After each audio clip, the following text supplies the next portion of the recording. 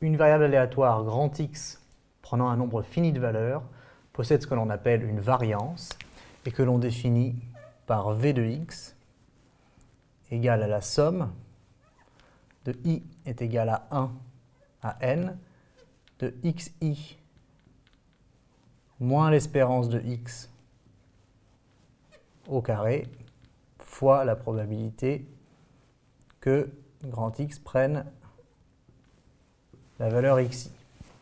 Et on peut montrer que ça revient à calculer l'espérance de x carré moins l'espérance de x au carré. Ce qui est une formule un petit peu plus simple si on arrive à trouver l'espérance de x carré, ou alors on la déduit puisque l'on connaît la variance. En tous les cas, ici ça n'est pas évident, mais dans la ligne du dessus, c'est très clair que cette quantité est une quantité positive ou nulle, puisque ici c'est un carré multiplié par une probabilité, forcément positive, et on fait la somme de tous ces termes-là, donc c'est une somme de termes positifs, et donc c'est une somme qui est donc positive ou nulle, ce qui veut dire que cette quantité-ci est aussi positive ou nulle. Donc la variance est positive ou nulle.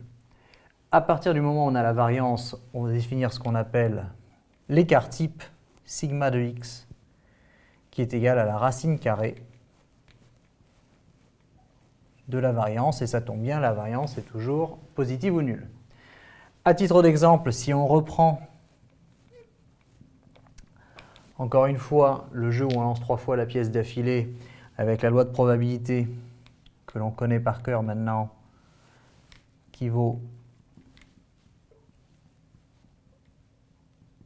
avec des xi, donc qui valent moins 3, 0, 3, 6, des probabilités 1 huitième, 3 huitièmes, 3 huitièmes et 1 huitième. Et on peut compléter ce tableau avec un calcul un petit peu fastidieux, mais que l'on peut aussi faire à la calculatrice,